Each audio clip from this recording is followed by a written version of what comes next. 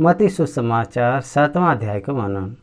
मत्ती सुसमाचार 7वां अध्याय में 29 वचन लिखल गल बाटे। पहाड़ के प्रचार में ये आखिरी भाग बाटे।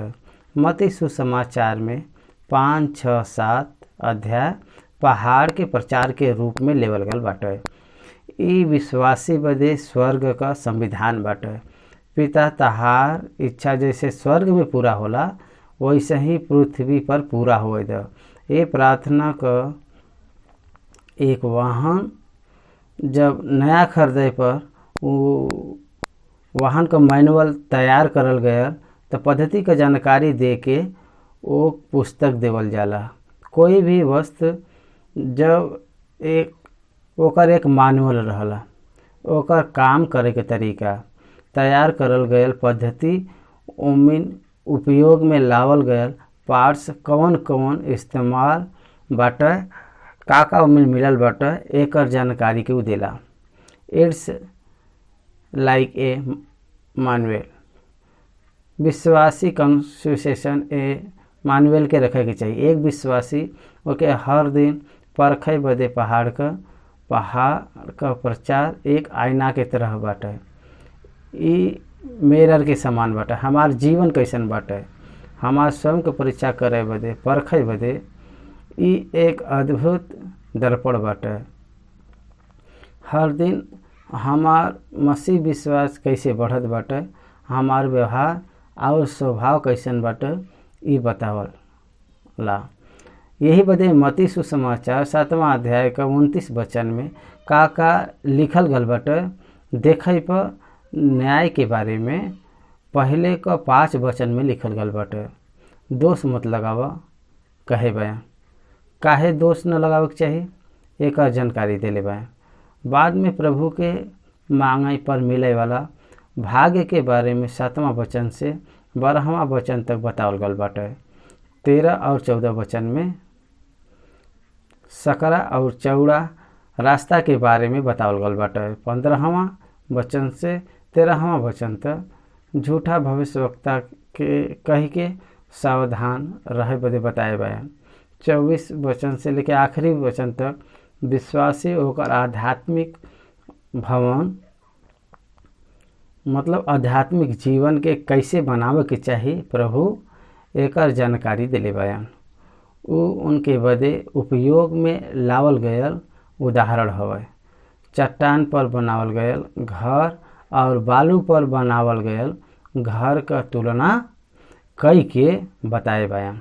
अब 28 और 29 वचन में उनके प्रचार के ऊपर में अधिकार के बारे में लोगन के सोच के बारे में लिखल गल बाटे। ये प्रकार से 7वां अध्याय का 29 वचन में हमके बड़ा प्रचार पहाड़ के बारे में बतावल गया महान प्रचार का ये आखिरी भाग बाटे।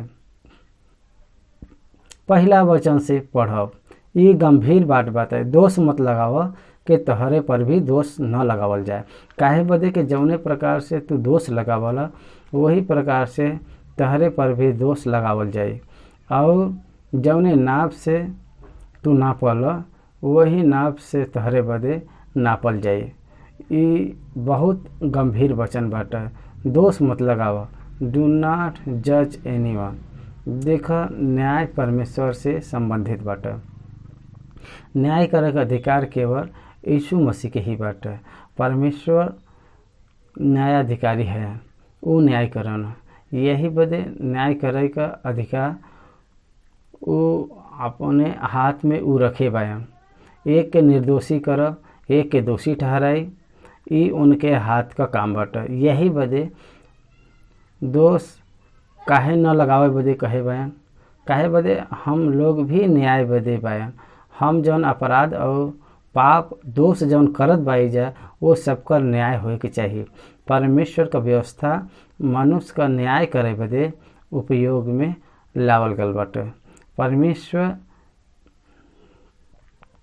हृदय एक के रूप दोष लगावे पर न्याय करना ऐसन वचन हमके बतावला। व्यवस्था का अनुसार हृदय के अनुसार वचन के अनुसार न्याय करे वाला परमेश्वर हमके आज्ञा देत बा। हम तहके दोष तू दोष मत लगावा के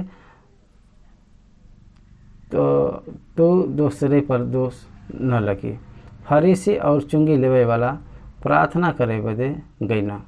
फरीसी और चुंगी लेवे वालन के बारे में परमेश्वर के सामने बात करत समय दोष लगावत बाटे। और देख ई चुंगी लेवे वाला जैसे पाप करत बाटे वैसे हम पाप नहीं करीला। That may be right according to his knowledge.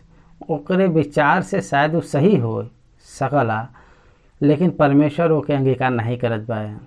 आज बहुत सारा प्रचारक तो परमेश्वर के सामने अपने रीति से साबित करे बदे कहत बा। ये गलत प्रचार बाटे।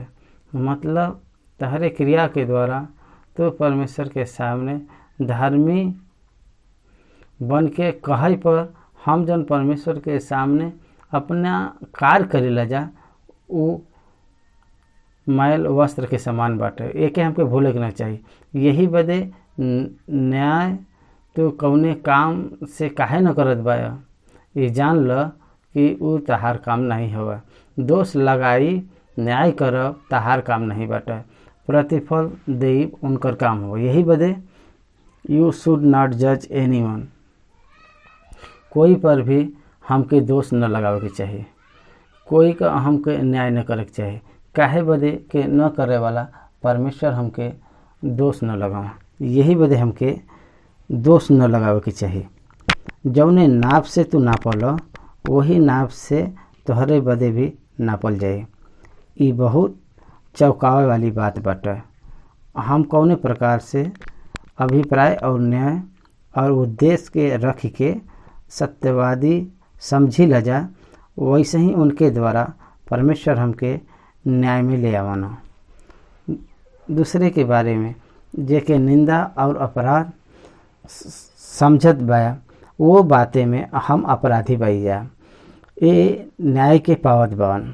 रोमियो को पत्री 2 अध्याय में जाए बदे विनती करत भाई हम आपसे। रोमियो का पत्री 2 अध्याय पहले का 3 वचन देखा वहाँ पर।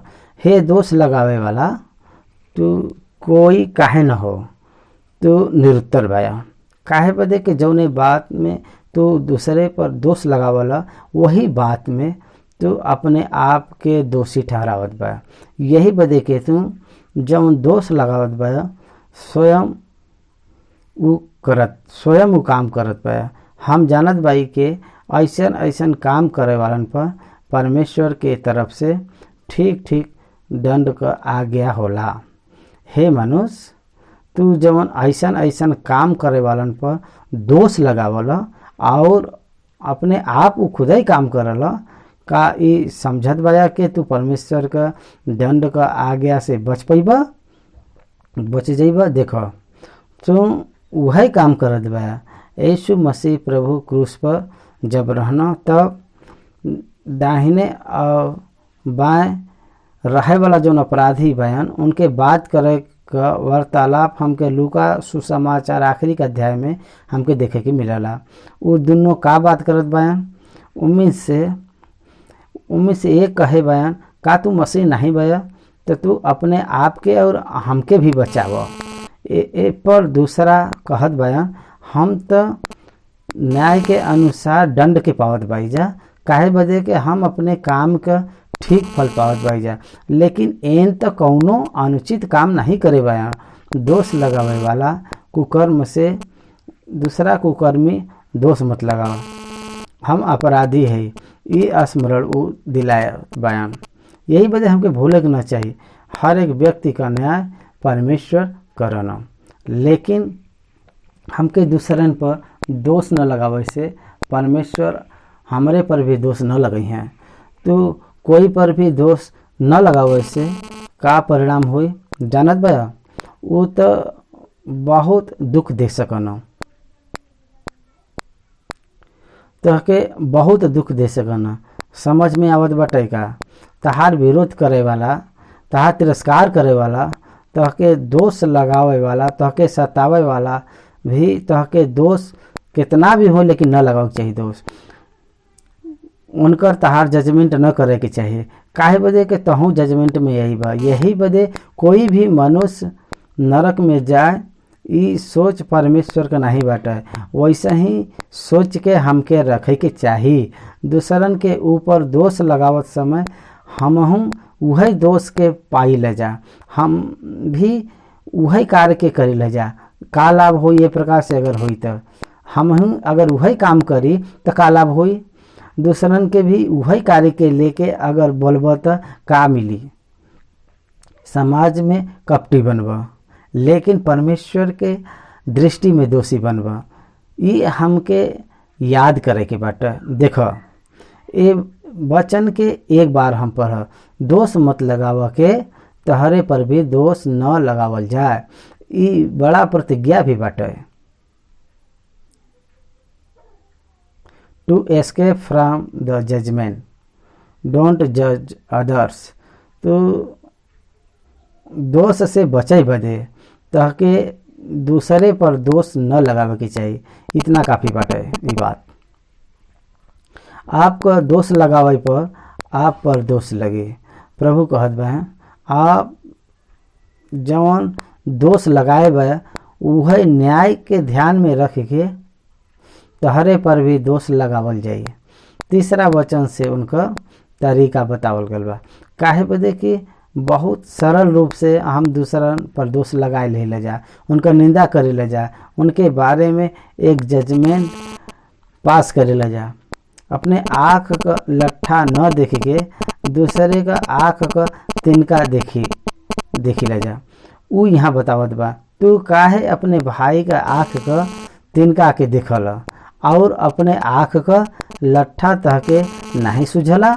जब तहरे आँखे में लट्ठा खुदाई बाटे तो तू अपने भाई से कैसे कैसे कहला कि अब हम तहरे आँख से तिनका निकाल दही।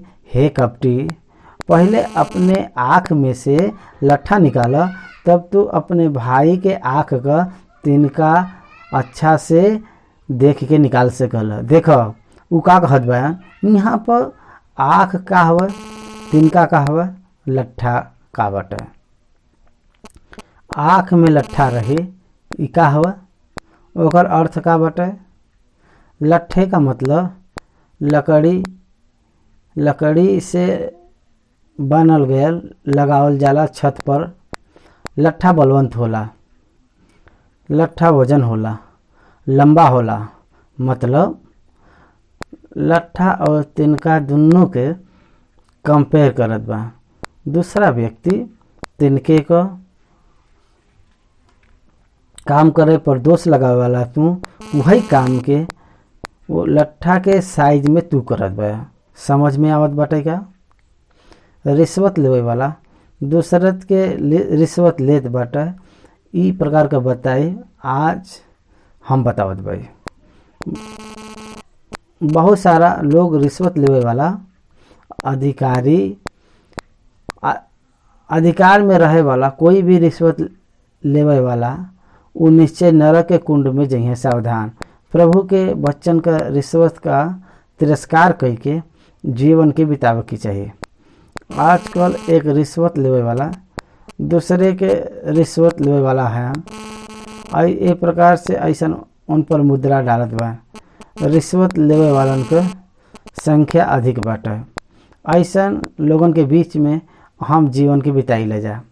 एक रिश्वत लेवे वाला दूसरत के रिश्वत लेवे वाला कह कितना बड़ी बात बाटे। अधिक रिश्वत लेवे वाला का कम रिश्वत लेवे वाला पर आरोप लगावत बा। ई कैसा न्याय बाटे। वो मनुष्य के सामने अपने पाप के प्रकट न करके कपटी के समान उजियत बा। लेकिन परमेश्वर के दृष्टि से बच न पाई हैं। हर एक जीवन में सब आर्थिक रूप से पारदर्शी रहे के चाहिए। आर्थिक रूप से पारदर्शी जे न रही वो पता बाटे वो अयोग्य बाटे। दूसरे के बारे में बोले बदे अयोग्य बाटे। वही प्रकार से एक पापी दूसरे के पापी कह के निर्धारित करब ये अयोग्य काम बाटे। काहे बदे के हर एक मानव पापी बाटे। तो कोई भी व्यक्ति के दूसरे व्यक्ति पर पापी कह के उंगली उठावे का योग्यता नहीं बाटे। यीशु मसीह प्रभु यूहन्ना सुसमाचार 8वां अध्याय में न्याय में पकड़ल जाए के लोग एक स्त्री के पत्थर मार के उनके पास ले आवे के बाद प्रभु कहे बयान, तहरे में से पाप न करे वाला वो पत्थर में मारे। एक प्रकार से भूमि पर व्यवस्था पर ऐसा लिखल गल बाटे और प्रकट करे बयान। और लिखे के बाद हर एक व्यक्ति वहाँ पर लिखल गया पढ़ के वहाँ से चल गया। पत्थर फेंक के मारे बदे लावे वाला समूह पत्थर के छोड़ के काहे चल गए ना, काहे बदे कि वो पापी पाया अंगीकार कही ना, उ सब काहे बदे के वो पापी पाया अंगीकार करत बयान, उ सजा के हकदार बयान अंगीकार उ सब कही ना, उनकर मन उनकरे पर दोष डालत बा, यही बदे उ सब चल गए ना। यीशु उनसे कहना, का कोई तहके दंड का आज्ञा नहीं दिले बाटे? हाँ, हर एक अपने अंदर परख के देखे से वो उनके कार्य से आल बयान ई जान पाई वो बात के। भाई और बहन लोग, कोई भी अगर व्यभिचार करे बाटे तो हम बहुत बोले ला जा, लेकिन कुकर्म के दृष्टि से देखे वाला तब ओकरे साथ व्यभिचार करे बाटे। वो वचन के अनुसार हम कितना व्यभिचार नहीं बने, यही बदे हमरे पाप के हम जानत भाई। एक प्रकार से दाऊद को है बयान। अब वही प्रकार से हम और तहार पाप तो से छुपल नहीं बाटे, वो हमेशा तहरे आँख के सामने बाटे। यही वजह जब तू दूसरे पापी के देखल तो उनके पाप के मत गिना, उनके दोषी बनाए के न्याय मत कर। काहे वजह के तो हम खुदा वैसे ही पाप में बाया। जान लई बात और समझ लई बात, तहरे आँख का लट्ठा मतलब तहरे जीवन का सबसे बड़ा गलती, बड़ा दोष और बड़ा पाप के तू छोड़ के तू छोटा छोटा पाप करे वालन के दोषी मत ठहरावा। तहरे में से बहुत उपदेशक मत बनो, उनकर कठिन न्याय ऐसा प्रभु कहे बया। प्रचारक न बने बदे काहे कहना जानत बा का, प्रचारक पाप को खंडन करत रहना, पापी के डांटत रहना। यही बदे यीशु मसीह मती सुसमाचार में का कहे बयान, व्यवस्था का प्रचार करे वाला ओकर पालन कई के प्रचार करे के चाहिए, ओकर अनुसरण करत ओकर प्रचार करे के चाहिए। ओकर अनुसरण न करे वाला प्रचार करे बदे वो अयोग्य बाटे। एक व्यभिचार में रह के व्यभिचार मत कर, वो कैसे बताई पाई? एक चोर हो के चोरी मत कर, वो कैसे बोल पाई? वो शास्त्री फरिस्ती प्रधान याजक और याजक का खंडन करके जौन बात कहे बहन, एक बात स्मरण कर तो भवन के और भवन का सब वस्तु खाए के देख के दूसरे के चोर कहत बा, तहूँ तो चोरे बया। प्रभु पूछत बा, सच बात बाटे प्रभु, चोरी करे पर तहरे में आर्थिक पारदर्शी नहीं बाटे, तहके समझ में आवई पर तू अयोग्य बा। कोई पर दोष लगावा, वो दोष तोहरे पर भी लगावल जाई। यही बात यहाँ पर बतावत बयान। देखो कपटी कह के बुलावत बयान, जे पाप में रह के पाप का खंडन करत बाटे वो कपटी बाटे। सबसे पहले उनके पाप बदे प्रभु से क्षमा मांगे के चाहिए। यहाँ पर एक उदाहरण हम बताए, सुनो।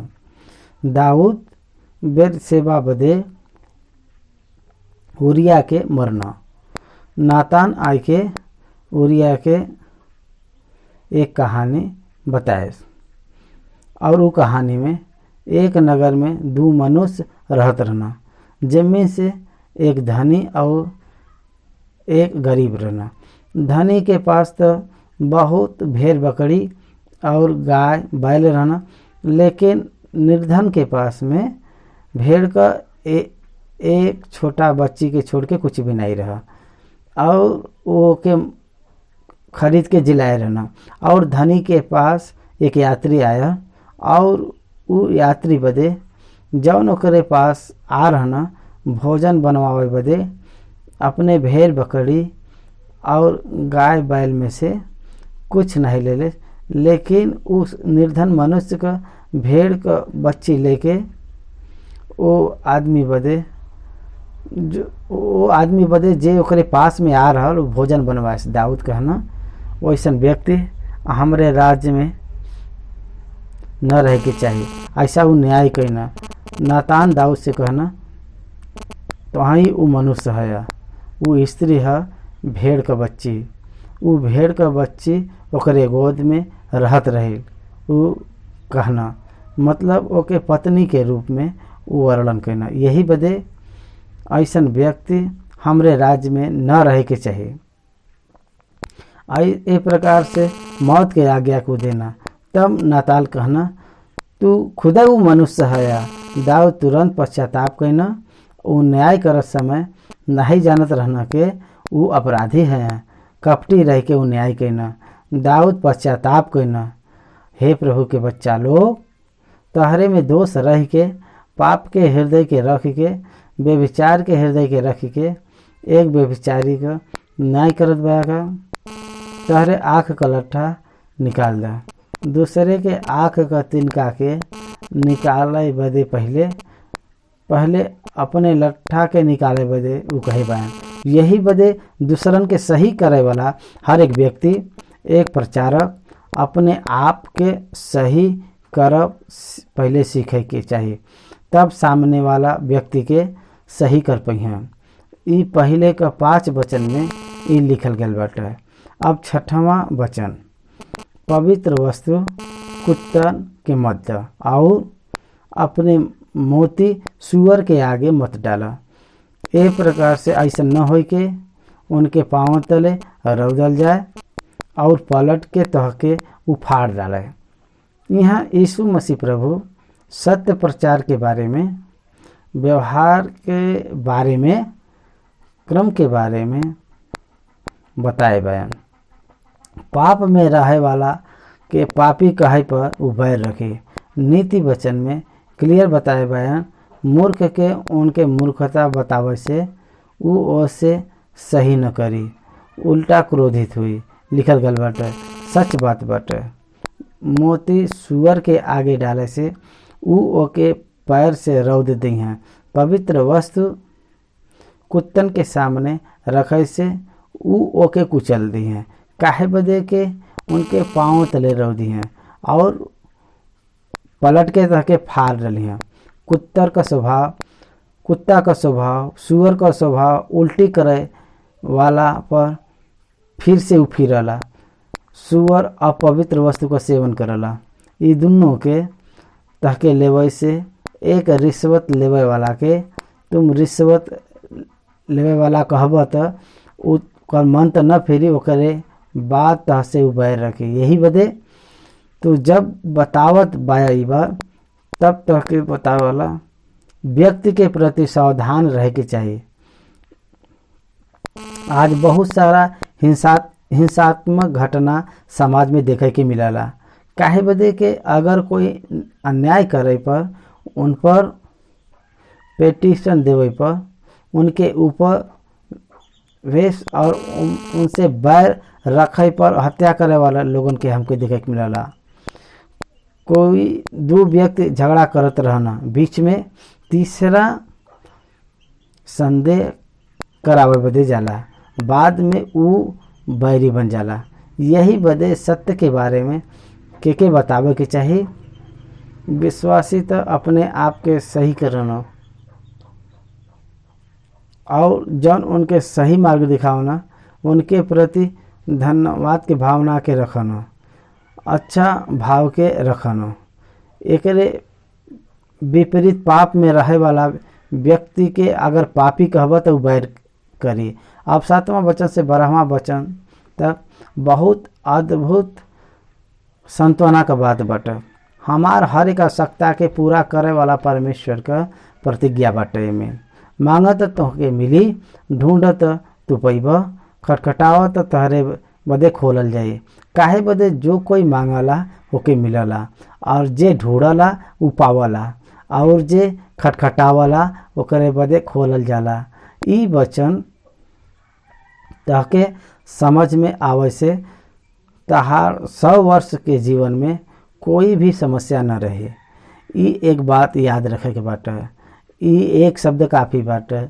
आपके जीवन में निश्चित जीवन जीवे का एक आधार बन जाए। ई एक वचन का लिखल बा, मांगत मिली, मांगत तो ना मिली, मांग मांग मांगत, मांगने के बाद चुप न रहे के चाहिए। ढूंढे के बाटे, ढूंढे के बाद चुप न रहे के चाहिए, खटखटाए के बाटे। ई इंटरलिंक वर्ड्स, ई एक दूसरे से जुड़ल गईल बात बाटे।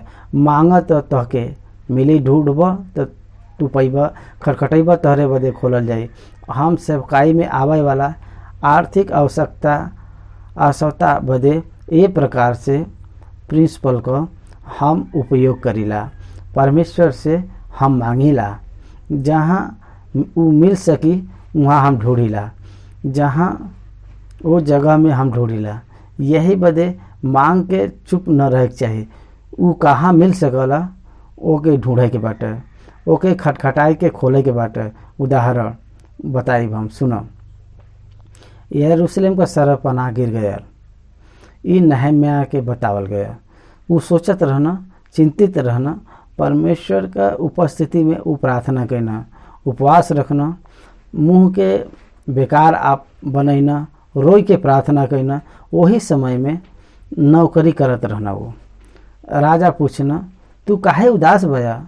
तब वो कहना कि ऊ नगर जमीन हमार पुरखन का कबर बाटे, उजाड़ पड़ल बाटे, और ओकर फाटक जड़ल बा, तो हमार मुंह काहे न उतरी? राजा पूछना, तू का मांगत बया? ढूंढत पैबा, ढूंढत पैबा। तब ऊ तुरंत नहम्याह का वस्तु चाहिए ऊ बतैना। ओकरे बाद तुरंत राजा आज्ञा देना, तहके जवन चीज़ चाहिए ऊ ले जा। तहार हर एक ज़रूरत के परमेश्वर के सामने मांगा, ऊ जहाँ मिली ओके ढूंढ, ओके कैसे लेवे के चाहिए, खटखटाए के कोशिश कर।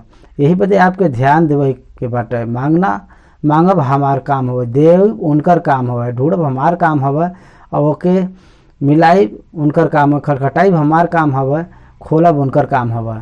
हम इधर साइड से दरवाज़ा खटखटावे से दूसरे साइड वाला वहाँ खोले के चाहिए। हम यहाँ से ढूंढे से वो उधर का वस्तु हमके दिखाई देला। हमके मांगत रहे से उ देत रहना। मांगे के द्वारा जौन उनके पास बाटे वो हम तक पहुँचावना। यही बदे हमके एक अद्भुत हल ए वचन में हमके दिखाई देला। हम भारत देश के 22-23 भाषा में बाइबल के अध्याय के ले जाए बदे परमेश्वर से मांगब हम शुरू कैली। हम मांगली, वो जवाब बदे हम ढूंढली, ओके हम खटखटाए के देखली, ओकर फल हमके देखे के मिलल। यही बदे यहाँ पर मानव का प्रयास और परमेश्वर का अनुग्रह दोनों दिखाई देला। मानव का आवश्यकता पूरा होए बदे परमेश्वर मानव के यत्न करे बदे कहत हैं। परमेश्वर पर आधारित रहे बदे, विनती करे बदे, परमेश्वर पर विश्वास रख के ढूंढे बदे परमेश्वर निश्चय ओके दे के तहरे विश्वास के बढ़ई। हाँ, ये वचन में ये बतावत बया, मांगत तहके मिली। ये वचन केकरे कारण बाटे? तहरे में से का बाटे? तू जवन दूसरे से न पैबा। ए प्रकार से पौलुस ऐसा कहे बयान, हर एक व्यक्ति दूसरे व्यक्ति से सब कुछ पावत बा। We are not self not, हम स्वयं के लिए भरपूर नहीं बह जा, हम के दूसरे पर आधारित रहे के बाटे। ये संसार में जौन हम जियत बाई जा, हमके जो कुछ भी चाहिए हम स्वयं नहीं ले सकिले जा, मतलब सब कुछ स्वयं नहीं कर सकिले जा, दूसरे से हम पाई ले जा। यही बदे मांगब प्रमुख जिम्मेदारी बाटे। परमेश्वर से मांगे के बाटे। परमेश्वर से मांगब, प्रार्थना करब और मांगब, सीखे के बाद में उ दे। प्रार्थना करब और मांगब और सीखे के बाद दे, उ पसंद करना। यही बदे परमेश्वर से मांगब तो परमेश्वर दी हैं। परमेश्वर ओके तोहरे बदे दी हैं। खटखटावा, परमेश्वर ओके तोहरे बदे खोली हैं। बेविचारी लोग स्वर्ग के पावन कहल गल बाटे। एकर मतलब का बाटे? उ पैसन तोहरे में रहे के चाहिए, बस मांग के चुप न रहे के चाहिए। You need to search for that and you need to get it. It is your need, you need to get it. यही बदे सेवकाई के जरूरत के आपन आवश्यकता समझिए, तू ओके हासिल कर पेबे।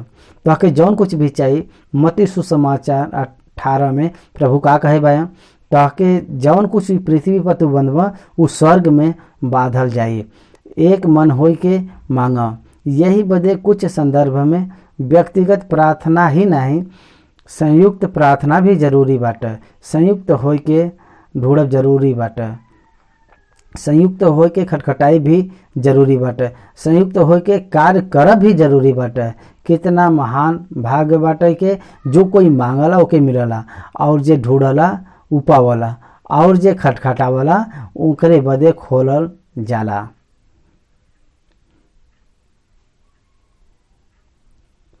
फुलफिलमेंट ऑफ गॉड, परमेश्वर का वचन पूरा होई, ई बड़ा भरोसा प्रभु यहाँ पर देत बा। आप हर महीना कुछ दिन के निकाल के परमेश्वर के उपस्थिति में विनती करब शुरुआत करब। वैसे ही विनती करल जाए वाला बात का फल कहाँ मिली? ढूंढब, वो आपके मिली। नहम्या जलल गैर सरपनाह का मरम्मत करे बदे मटेरियल का इंफॉर्मेशन क्षण में बतावल गल बाटे। बताए बा काहे बदे के पहले से ओके ढूंढ के रखे बा। वो कहाँ मिली हैं? वो ढूंढ के रखे बा। यही बदे ओके तुरंत ही देवल गल बाटे।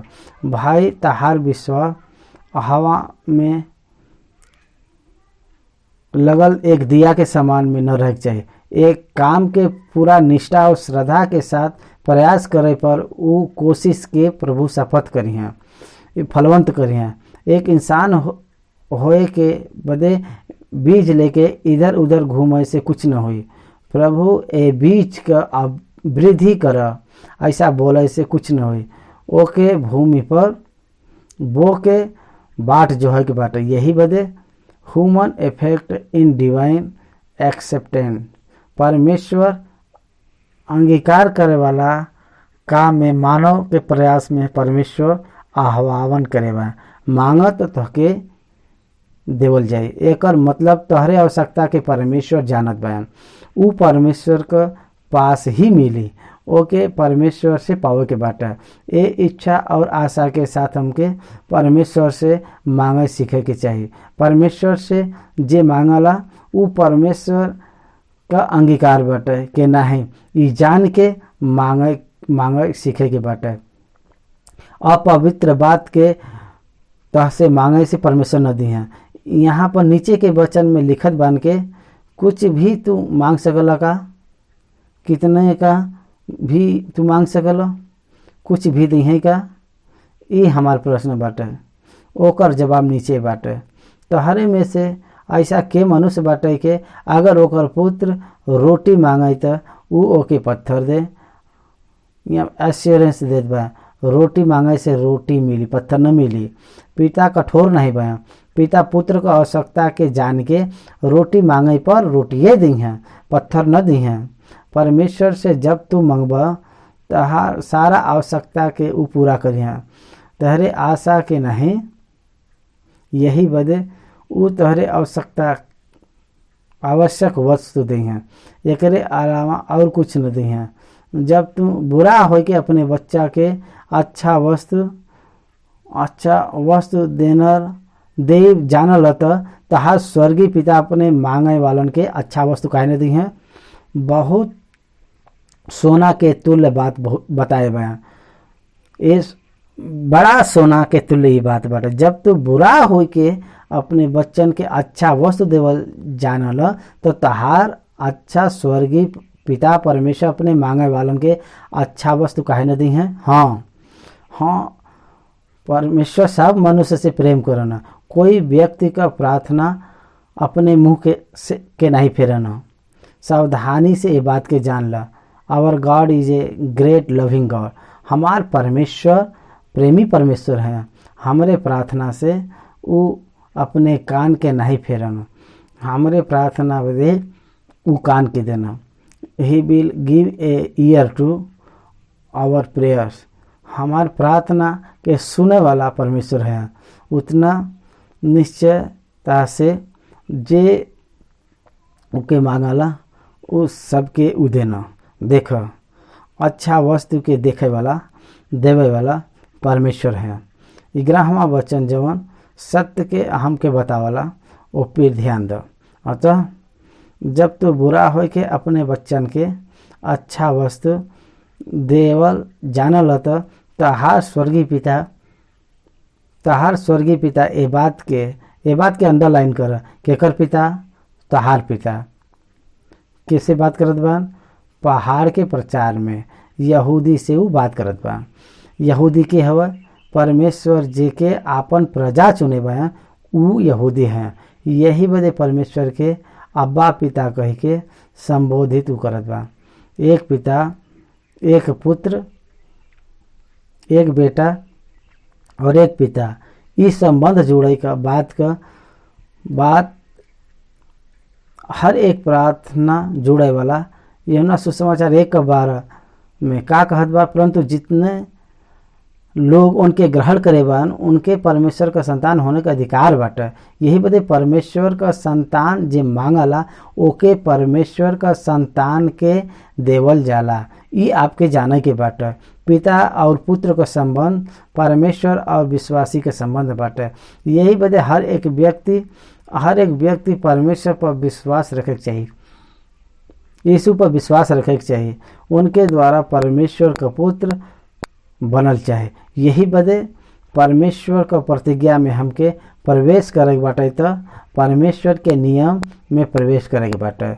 परमेश्वर का प्रतिज्ञा में प्रवेश करे के बाटे मतलब परमेश्वर का पुत्र यीशु मसीह पर विश्वास रखे के चाहिए। इब्रानी का पत्री 11 और 6 वचन का कहत बाटे? परमेश्वर के पास आवे वालन के विश्वास करे के चाहिए कि वो हयान और अपने खोजे वालन के वो प्रतिफल देना। Whenever you are trying to come to God, you must believe that God is there to give you and it is sufficient give you।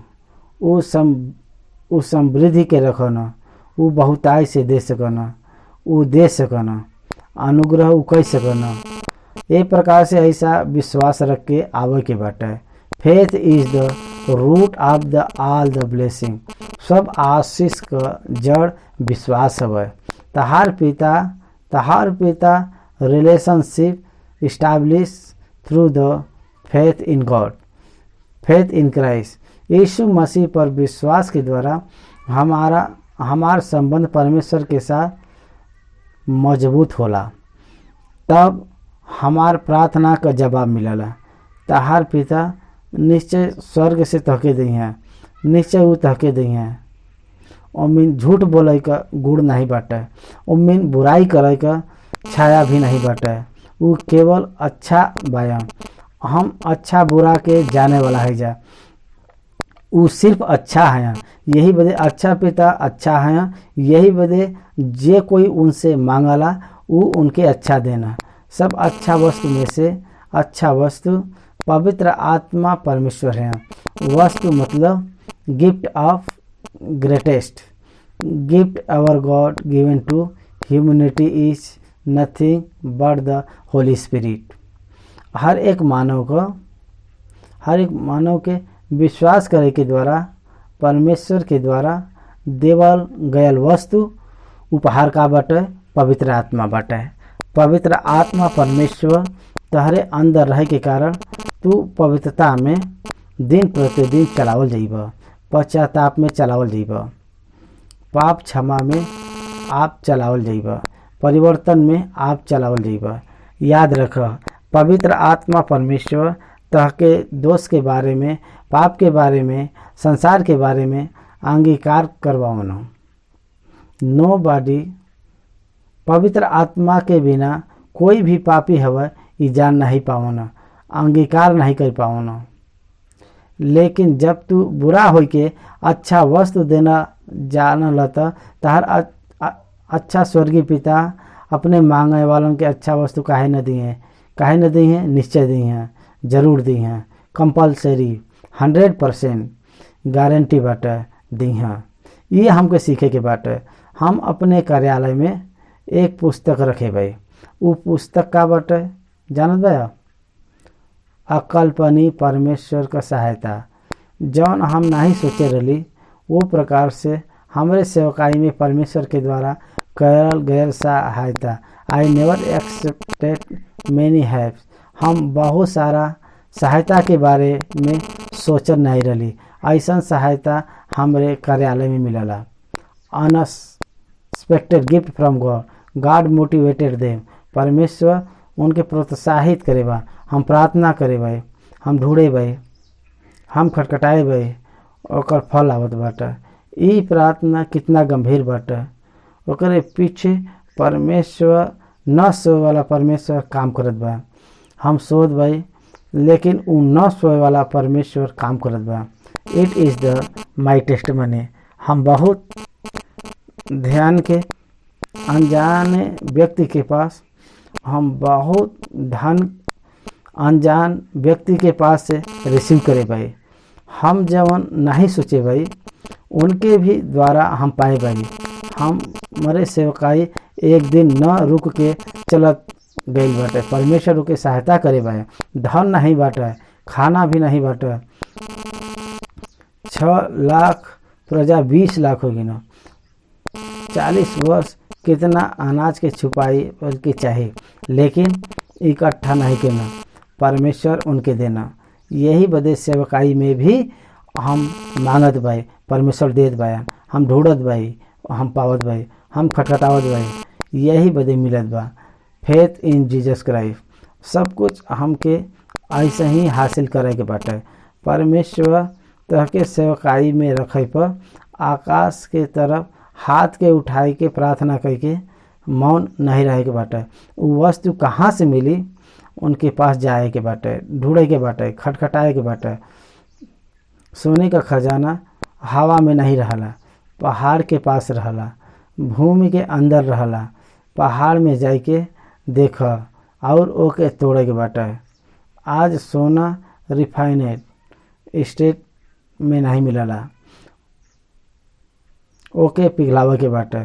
पत्थर में से चांदी के पिघलाई के निकाले के बाटे। आसान काम नहीं बाटे।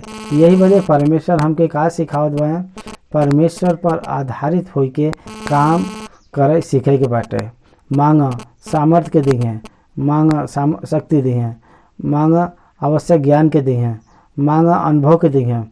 यही बदे मांगे का महानता के मुँह का बात नहीं बाटे, मांग के जीवन के क्रम में लावे के बाटे। उत्पत्ति का 28वां अध्याय में हम जहाँ जाब वहाँ आहार वस्त्र निवास द। हवा में से परमेश्वर निकाल के देना का वो काम कर जात रहना, तब उनके आशीष देना। याकूब काम कर समय याकूब आशीष के पैना। इसहाक काम कर समय, व्यवसाय कर समय परमेश्वर इसहाक के आशीष देना। अब्राहम काम कर समय अब्राहम के परमेश्वर आशीष देना। ताकि कोई भी वस्तु पावे के बाटे त you need to work to anything in your life. तहरे जीवन में आकाश से उपहार मिली ये भ्रम में मत रह। ऐसे प्रचार पर तू विश्वास मत कर। स्वर्ग का पिता तहार परमेश्वर तहके उपहार देवे बदे you need to search and work. तहके ढूंढे के बाटे, तहके खटखटावे के बाटे। यही बदे प्रभु के नाम से हम विनती करत बाई के बिना कार्य का कोई भी प्रतिफल का आशा मत रख। 12वां वचन, ये कारण जौन कुछ तू चाहत बा के मनुष्य तहरे साथ करे, तू उनके साथ वैसे ही कर। काहे बदे के व्यवस्था और भविष्यवक्ता का शिक्षा ये हवा, हमार शिक्षा ये हवा। प्रभु बतावत बा व्यवस्था और भविष्यवक्ता जौन बताए बहन ओके बताए के ओके बतावत बा, ओके और रिफाइंडली बतावत बा, उसे और डीप सेंस में बतावत बा। समझ में आवत बाटे का मनुष्य के साथ आप का करल चाहत बा, अपने आप पहले प्रश्न करो। मनुष्य आप बदे का करे के चाही सोचत बा, मनुष्य के प्रति आप ऐसा कर कहे बा, जवन तू करब उह तहरे बदे करल जाई। द त तहके देवल जाई, देव त तहके देवल जाई। भूमि के हम बीज देला जा त उ हमके उपज देला, बीज के देला तहरे बीज के तहरे हाथ में रखी के फसल आवे का सोच कैसे न आई। तहरे बीज के मरे के बाटे, जमीन में जाए के मरे के बाटे। यही बदे धन के अपने पास में ही रख के वृद्धि के पावल चाहत न होई। और दूसरा तहके का करे के चाहिए, जवन तू आशा रखत बा ये प्रकार से उ वैसा ही दूसरे के प्रति कर। तू कर शुरुआत करे से पाइप शुरुआत हुई। ई प्रिंसिपल बतावत बा। तू दूसरन के साथ का करे के प्रयास करत बा वैसे ही तहरे साथ भी करल जाए। तहरे हाथ में तहके जौन भविष्य चाहिए उ बाटे। तू का बनल चाहत बा ई तहरे हाथ में बाटे। काहे बदे के तू दूसरन के साथ में जौन कुछ करबा उ तहरे बदे करल जाए। तहके अवृद्धि के पावर के बाटे तहके दूसरे के वृद्धि के पावर से तू अवृद्धि के पैबा, दूसरे के वृद्धि के न पावर से तू वृद्धि के न पैबा। दूसरा आध्यात्मिक रूप से तृप्त न हुई तो उ तहके तृप्त न कर पैहा। ई प्रिंसिपल हमके समझे में आवे से मसीह गरीब नहीं रह सकना। ई बाहर का प्राइवेट सेक्टर के ए वचन के प्रिंसिपल का उपयोग करत बा, इस्तेमाल करके उ धनवान बनत बा, उ वृद्धि के पावत बा। आप देखो व्यापारी कहना customer satisfaction is our motto. Customer के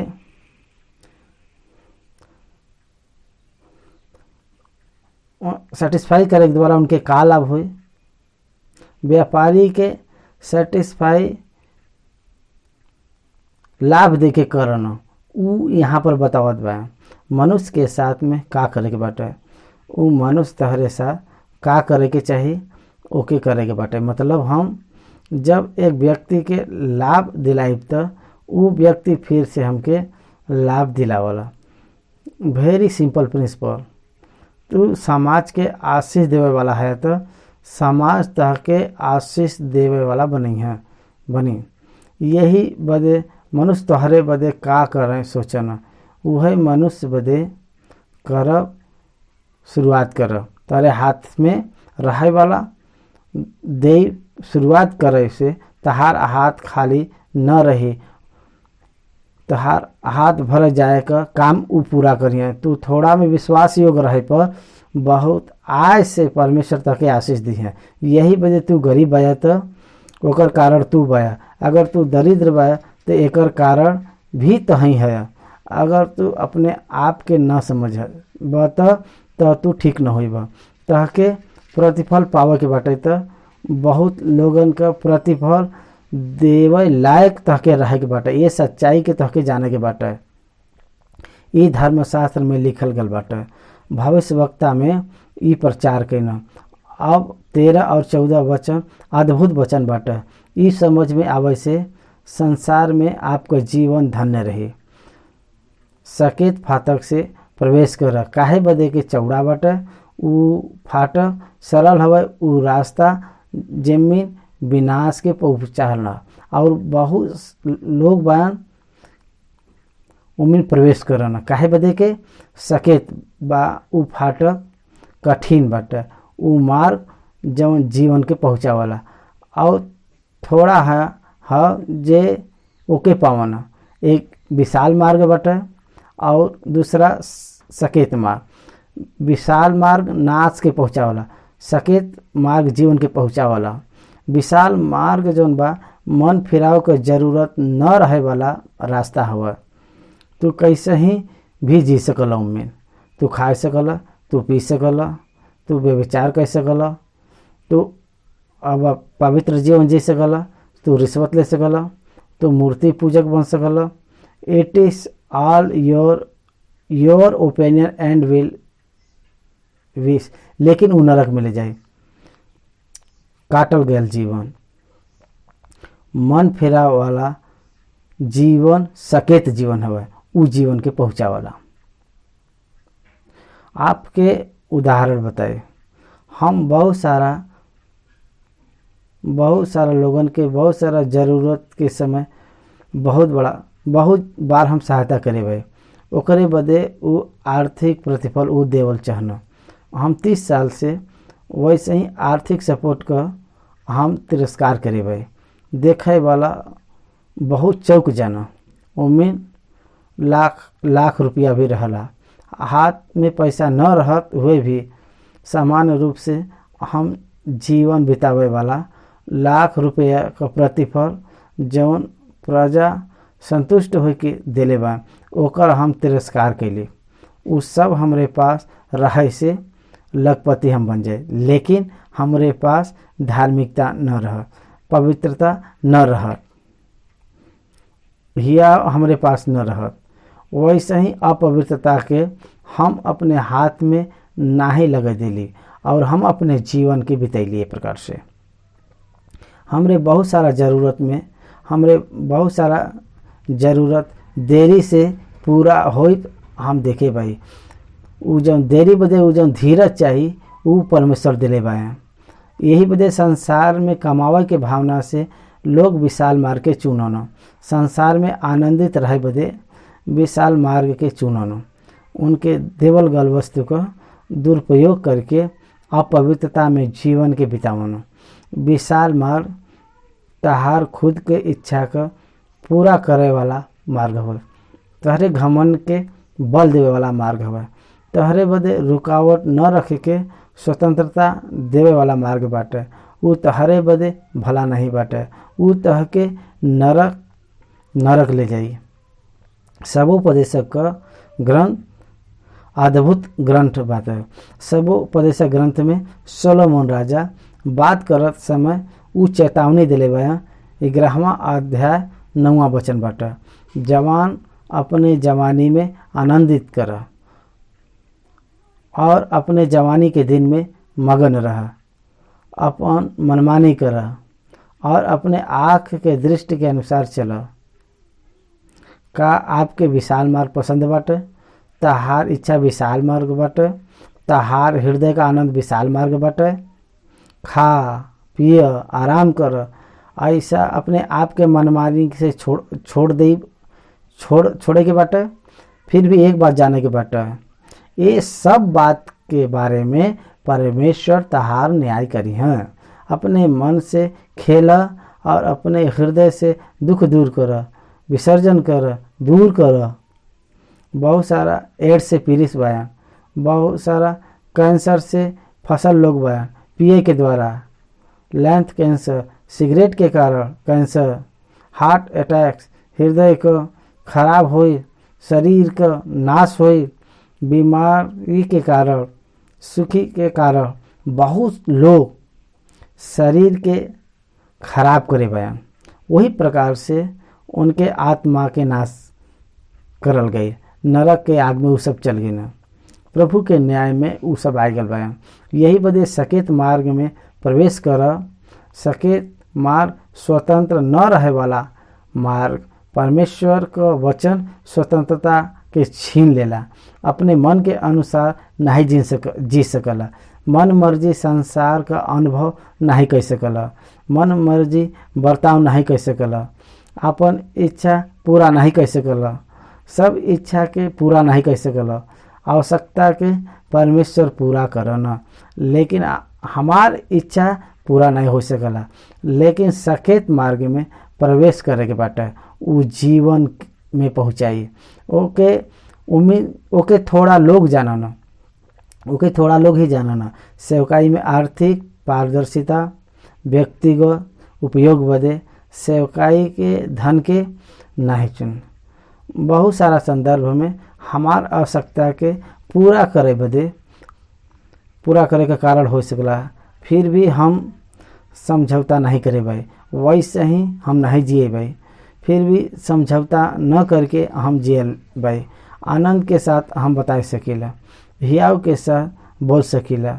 भाई और बहन लोग, बहुत पतली रेखा रहला, बहुत पतली रेखा होला, बहुत संदर्भ में हम ओके पार करके देही जा। ई हवा का होई, ए प्रकार से हम सोची जा। लेखा देवे के बाटे, सकेत मार, फाटक का मार, थोड़ा लोग ओके पावन, ओमिन बहुत तकलीफ रहला। धर्मी बन के जियत समय सताव के पावन, अकेलापन के व्यतीत करे का समय आवला। आवश्यकता पूरा न होए के कारण समस्या के झेले के परिस्थिति आवला। सब बच्चा अच्छा से जियत रहना, अपन बच्चा दीन स्थिति में जिए के परिस्थिति आवला। सबकर पत्नी आदर पूर्वक घूमने ता हमार घर का पत्नी सामान्य जीवन जीवे का परिस्थिति आवला। फिर भी जीवन के चाह आवश्यकता पूरा नहीं हो पावत, इच्छा पूरा नहीं हो पावत बा। समझौता के मार्ग में जाए के विशाल मार्ग जाए से नाश हमरे ऊपर आई, हमरे ऊपर डाकू के तरह सजाए आई, चोर आई। सकेत मार्ग उद्धार का मार्ग हवा, सकेत मार्ग पवित्रता का मार्ग हवा। हे जवान, तहरे जवानी के कारण तहके तुच्छ न कोई जाना। देख जवान का अभिलाषा के तहरे पर प्रबल न हो दा। आजकल जवान कैसे बयान, उनकर मर्जी, उनके जैसन लगला वैसन उ कर न। खाए के बाटे तो खइहे, पिए के बाटे तो पिए न। शराब के ड्रग्स का गुलाम बनल बा। स्त्री पुरुष का अंतर नहीं, अपवित्रता में जियत बा। टिक टाक कह के ठट्ठा में उ सब जियत बा। वैसे ही वस्त्र से दूर रहे पर युद्ध जीवन के नहीं जियत बा। ऐसन पवित्र लोगन के ऊपर निंदा डालत बा। मन फिरावे वाला एमिन नहीं बाटे, उद्धार का पावे वाला ई नहीं कह सकना। हमके बहुत सारा अवसर मिले पर सुख से रहे बदे, लाभ के पावे बदे, धन बदे आयल गए अवसर के तुच्छ जान के, कचरा के तुल समझ के हम ओकर विसर्जन करे भाई।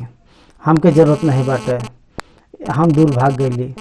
बहुत सारा लोग कहना आप पागल है पास्टर जी। हाँ, हम पागल है। धन के साथ जीवन न जिए वाला ज्ञानी है, लेकिन संसार के सामने पागल गिनल गईली। हमके पता बाटे उ बुद्धि हवा, मूर्खता नहीं हवा, पागलपन नहीं हवा। ई गौरव का बात बाटे। भाई और बहन लोग, सकेत मार्ग में प्रवेश करे बदे युद्ध कर। ई आसान नहीं बाटे। पवित्रता बदे लड़े के बाटे। शरीर के इच्छा के हरावे बदे लड़े के बाटे। भाई और बहन लोग, वैसे ही लड़ाई पर आप जीवन के मार्ग पर रहबा। बार बार धन के ओर आकर्षित मत हो। सुख के बदे पीछा मत कर, संपत्ति बदे मत भागा। ई पृथ्वी पर हवा। ई शरीर में रहे पर सुख और सोच रही, एके छोड़ के जाएगा। एक समय आवत बाटे, सावधान।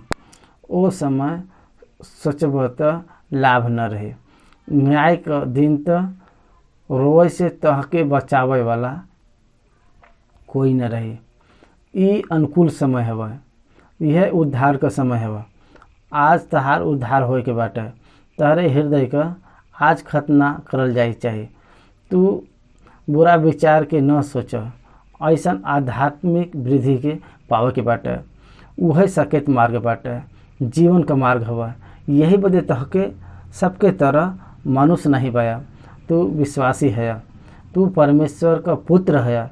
तू पाप के बारे में सतर्क रहब, बुरा सोच और विचार के लेके तू आशा न रखब। ए संसार में सकेत मार्ग में प्रवेश करे वालन के एक बात समझे के आवला, वो बहुत विशाल लगला। विशाल मार्ग में प्रवेश करे वालन के जैसे दिन बीतत जाला, उनकर जीवन सकेत मार्ग में प्रवेश करे वाला जैसे दिन बीत जाला, वो विशाल मार्ग में जाला। ई समझ में आवला। यीशु मसीह में हम जवन कष्ट के अनुभव करे लजा, समय जितना समय उतना समय विशाल मार्ग, उन्नति का मार्ग, आनंद का मार्ग का अनुभव करो। ये संसार में का स्थापना उकरल चाहत बा, सावधान। का कमावल चाहत बा, सावधान रह। परमेश्वर का राज और परमेश्वर के धर्म का ढूंढे पर तहरे जीवन के तैयार कर, तहरे जीवन का उनके बदे तैयार कर। मत्ती सुसमाचार 7वां अध्याय 15वां वचन से झूठे भविष्यवक्तन के बारे में सावधान होए से हमके 23 वचन तक देखे के मिलला। एकरे बारे में हम जानकारी के देखब। यीशु मसीह प्रभु पहाड़ के उपदेश में बतावल गया चेतावनी ई सावधानी के बारे में। झूठा भविष्यवक्ता से सावधान रह, जवन भेड़ के भेष में तहरे पास आवन और अंतरात्मा में वो पकड़े वाला भेड़िया है। उनके फल से तू पहचान लेबा।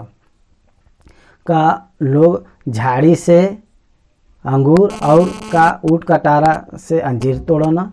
यही प्रकार हर एक अच्छा पेड़ अच्छा फल लावला और निकम्मा पेड़ बुरा फल लावला। अच्छा पेड़ बुरा फल नहीं ला सकला और न निकम्मा पेड़ अच्छा फल ला सकला। जौन अच्छा पेड़ अच्छा फल नहीं लावला वो काटल और आग में डालल जाला। यही प्रकार से उनके फल से उनके तू पहचान लेबा। ए वचन में यीशु मसीह प्रभु झूठा भविष्यवक्ता के बारे में सावधानी देत बयां। पुराना नियम के ग्रंथ में परमेश्वर अपने लोगों से बात करे बदे भविष्यवक्ता का इस्तेमाल करे बयां। इब्रानी का पत्री 1 वचन में लिखल बा, पूर्व समय में परमेश्वर बाप दादा से थोड़ा थोड़ा करके और भांति भांति से भविष्यवक्ता से बात करे बयां, भविष्यवक्ता के द्वारा बात करे बयां। ऐसा लिखल बाटे, सच बाटे। भविष्यवक्ता के द्वारा परमेश्वर बात करे बयां। मलाकी के ग्रंथ भविष्यवक्ता के द्वारा इस्राएली और यहूदी लोगन के संदेश देवत आल बयां। हमके बाइबल में निर्गमन ग्रंथ में मूसा भविष्यवक्ता के तरह दिखाई देते बयां। मूसा के बाद बहुत भविष्यवक्ता भविष्यवाणी करे बयां। भविष्य के बारे में परमेश्वर जौने बात के उनके बताए रहना ओके समाज में और यहूदी लोगन के बतावल गल बा। लेकिन बहुत से वो दिन में परमेश्वर के नाम पर, परमेश्वर के द्वारा न चुने पर भी, परमेश्वर का बात न करे पर भी उनकर खुद का लाभ बदे अपने आप के भविष्यवक्ता उ बनाए लेना। वैसे ही लोग धन का अभिलाषा रख के अपने स्वार्थिक जीवन बदे उ स्वयं परमेश्वर के नाम पर बताए के धोखा देवत आल बयां। वैसे ही झूठा भविष्यवक्ता है। यीशु मसीह प्रभु झूठा भविष्यवक्ता के बारे में, झूठा प्रचार के बारे में, झूठा मसीह के बारे में बहुत सावधानी दिले बा। कैसा झूठा भविष्यवक्ता बयान पता चलता। झूठा भविष्यवक्ता बयां ये कैसे पता चली? हमके बहुत स्पष्ट रूप से पहाड़ के प्रचार में फल के देखे बदे कहे बयां। फल का मतलब क्रिया, फल का मतलब बाइबल में एक्शन, क्रिया के रूप में बतावल जात बाटे। अच्छा फल न रहे वाला फल यहाँ पर आपके ध्यान देवे वाला प्रमुख बात बाटे। एक व्यक्ति जब ओके भविष्यवक्ता कहला त ओकर internal character and external activities, अंतरंग का ओकर व्यक्तित्व, उनका हृदय, उनके हृदय का पवित्रता, बाहरी धर्म से जुड़ल गल निस्वार्थ सेवकाई वो रहे के चाहिए, तब ये पहचाने के बाटे। अच्छा भविष्यवक्ता अच्छा फल के पावला। झूठा भविष्यवक्ता ओकरे लाभ के, उनके व्यक्तिगत लाभ बदे प्रभु के वचन के विरोध में प्रचार करला। परमेश्वर जो नहीं बताए बयान ओके बतावल गल बा बोल के लोगन के प्रचार करना। अच्छा पेड़ बुरा फल नहीं ला सकता। अच्छा भविष्यवक्ता झूठा भविष्यवक्ता के समान स्वार्थ और धन का अभिलाषा के कार्यक्रम में नहीं रहला। यह हमरे बदे अंतर बाटे। यही बदे ओकर internal character and external action दोनों कंसेप्ट होला, दोनों के बीच समानता रहला। वो जौने बात का प्रचार करला बाहर वही बात का प्रचार करना। याद रख, वो जौन धर्म का प्रचार करना ओके बाहर करना, वही भविष्यवक्ता है। झूठा भविष्यवक्ता भिन्न बर्ताव करना, उनके लाभ के बदे व्यवहार करना, धन का अपेक्षा से व्यवहार करना, प्रभु का महिमा बदे न करके खुद का महिमा बदे व्यवहार करना। वही कारण बाटे जौन पेड़ अच्छा फल नहीं लावला वो काटल और आग में डालल जाए। वैसे झूठा भविष्यवक्ता और झूठा मसीह आग के कुंड में जइहें। यही वजह हर प्रचार पर विश्वास न करे बदे प्रभु कहत बा। आज प्रचार ज़्यादा हो गया। आज इंटरनेट का ज़माना चलत बाटे। ई इंटरनेट के ज़माने में अलग प्रकार का बाइबल का प्रचार होत बाटे, ओके परखे के बाटे। बतावल गयल व्यक्ति और उनके व्यक्तिगत जीवन का परीक्षा कर, उनके प्रचार के समझे के बाटे। नहीं तो बाइबल के बात के दिखाए के, गलत बात बताए के, बाइबल के सत्य सिद्धांत के मनुष्य के दूर ले जाने वाला भेड़ी है। ऊपर भेड़ का चमड़ा, अंदर भेड़िया बा। ऊपर से साधु स्वभाव का दिखाई देना और अंदर क्रूर क्रोध के स्वभाव के रखना। यह हमरे बदे एक चिन्ह बाटे। 21वां वचन में जे हमसे बाटे, हे प्रभु हे प्रभु हे प्रभु, उम्मीद से हर एक स्वर्ग के राज में प्रवेश न करी हैं, लेकिन वह जे हमरे स्वर्गीय पिता की इच्छा पर चलला। देख, जे हमसे हे प्रभु कहना, मसीह धर्म और दूसरे धर्म में ये अंतर बाटे का कि दूसरे धर्म में भगवान या परमेश्वर नाम का स्मरण से खुश हो के उनके वरदान देना, ऐसे बतावल जाला। लेकिन यहाँ पर नहीं बाटे। यहाँ पर मसीह धर्म में हे प्रभु कहे वाला मतलब उनके नाम का उच्चारण करे के द्वारा कोई भी व्यक्ति के धर्मी नहीं बनावल जाए। पिता के इच्छा के अनुसार करे वाला ही स्वर्ग में प्रवेश करे। यही बदे नाम के उच्चारण के द्वारा मसीह धर्म में कुछ न मिले। यही बदे प्रभु हृदय के अंदर देखना।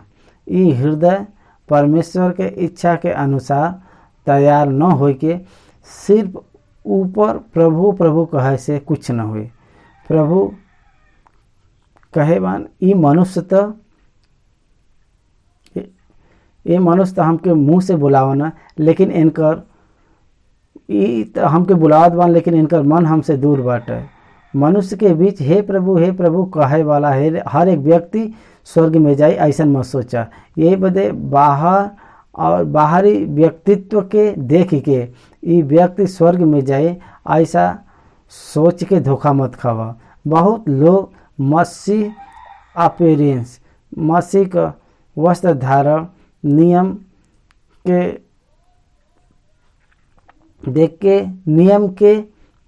देख के वो बाहर दिखावना, वो एक प्रकार का कोशिश करना। परमेश्वर तो मनुष्य के हृदय के देखना।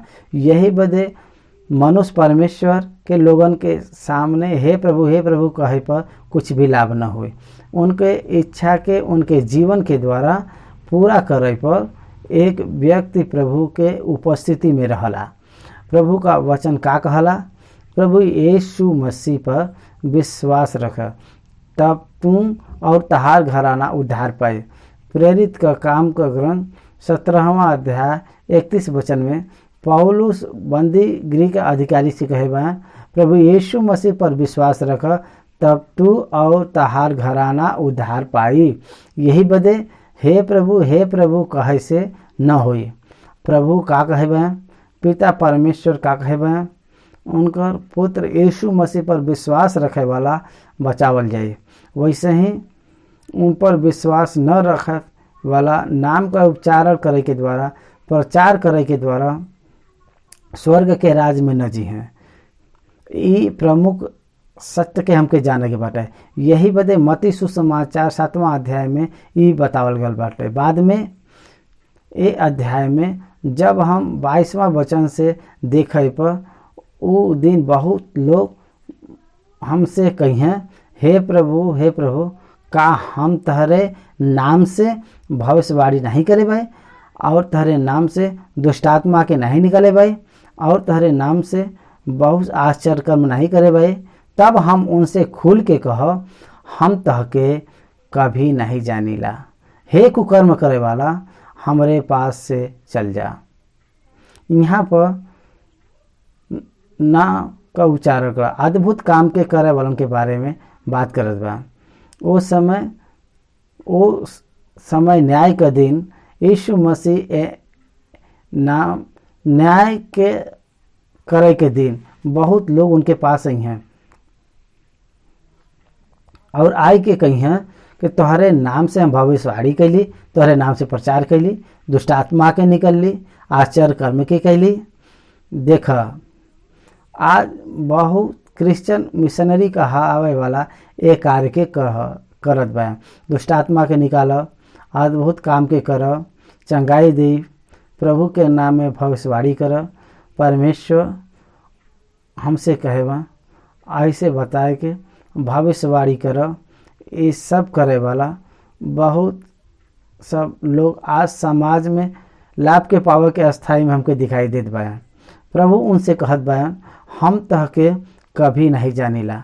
फिर आश्चर्य कर्म कैसे भया? यीशु मसीह के नाम के कारण भया। फिर दुष्टात्मा कैसे निकालल गया? यीशु मसीह के नाम के कारण भागल बा।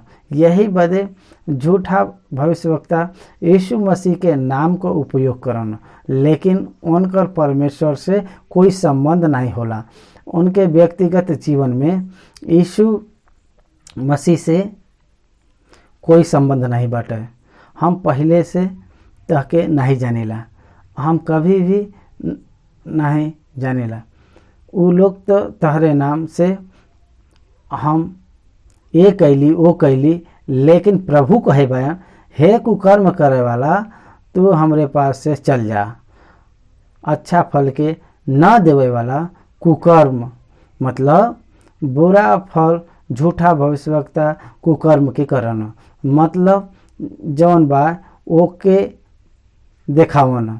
वैसे लोगों से प्रभु कहत बयान, हमरे पास से चल जा। They don't have any hope again, उनके फिर से आशा न रही, ऐसा प्रभु स्वयं कहत बयान। यही बदे याकूब के पत्री में तहरे में से बहुत उपदेशक मत बना। उनके बदे 24वां वचन, यही 24 वचन, यही बदे जो कोई हमारी बात सुन के मानला वो बुद्धिमान मनुष्य के समान ठहरी जे आपन घर चट्टान पर बनाए बा। बुद्धिमान का करला? चट्टान पर आपन घर बनावला। ओकर आध्यात्मिक अर्थ बा चट्टान पर घर बनाई, मतलब वचन के अनुसार जीवन के बनाई। और मेघ बरसा और बाढ़ आया और आंधी चला और घर से टकराया, लेकिन फिर भी नहीं गिरल। काहे कि ओकर नींव चट्टान पर डालल गल बाटे। उ घर का नींव चट्टान पर डालल गया। चट्टान यीशु मसीह है, वचन के ऊपर बनावल गया आध्यात्मिक घर, आध्यात्मिक जीवन कभी न गिरी। जे कोई हमारी बात सुनला, उन पर चलला, सुने बाटे ओपे सुनई के बाटे ओपे चलहू के बाटे, वैसे व्यक्ति के बुद्धिमान कहे बा। बुद्धिमान के बाटे? वचन को मनन करके ओकरे अंदर का सत्य के जीवन में रखे वाला है। ऐसन व्यक्ति के ऊपर कोई भी प्रकार का परीक्षा आवे पर उ न गिर रही हैं, उ स्थिर रही हैं। परंतु जो कोई ये बात हमार न सुनी और फिर न चले वाला बुद्धिमान बात और न चले वाला मूर्ख बाटे।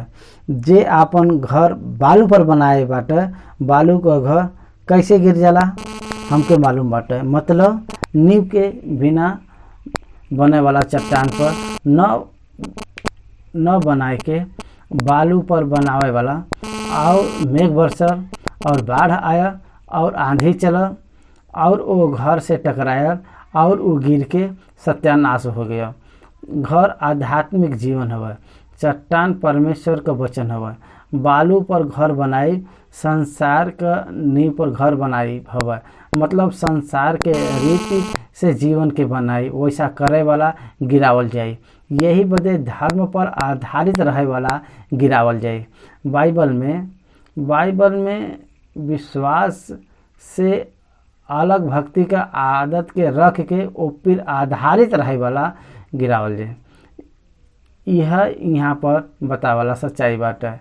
जब यीशु ये बात कह चुकन तो ऐसा भयल के भीड़ उनके उपदेश से चकित भयल। काहे बदे के उ उनके शास्त्री के समान नहीं, लेकिन अधिकारी के समान उनके उपदेश देते रहना। शास्त्री प्रचार के न, लेकिन उनके प्रचार में अधिकार नहीं रहा। काहे बदे कि जौन प्रचार करत रहना ओकर पालन नहीं करत न। यीशु ओकर अनुसरण के न, ओकर प्रचार के न। यही बदे उनकर प्रचार उनसे अलग रहल। यही बदे भीड़ उनके उपदेश से चकित भया। उनके प्रचार में वो अधिकार के का छाया साथ में प्रचार करत बा। काहे बदे कि ओके उ प्रैक्टिस करत बा। वचन के अनुसार चले वाला हिम्मत के साथ प्रचार करला। ओकर अंतरंग, उनकर हृदय कोई भी दोष न लगावे के कारण हिम्मत के साथ धर्मी प्रचार करला। यही बदे प्रचारक के पहचान सकला। प्रचारक अधिकार के साथ प्रचार करत बा के केवल बात के द्वारा वो प्रचार करत बा। प्रचार करे वाला बात के जीवन में अनुभव करके प्रचार करके करे वाला ही सच्चा प्रचारक होला। वैसा व्यक्ति स्वर्ग के राज्य में निश्चय फल के पाई। एकरे साथ हम पहाड़ के प्रचार के समाप्त करत बाई। मत्ती सुसमाचार 5, 6, 7 अध्याय में प्रभु पहाड़ के प्रचार में मसीह के संविधान के बारे में, आध्यात्मिक संविधान के बारे में बताई समाप्त करे पाया। अब 8वां अध्याय का मनन आगे के प्रचार में करब।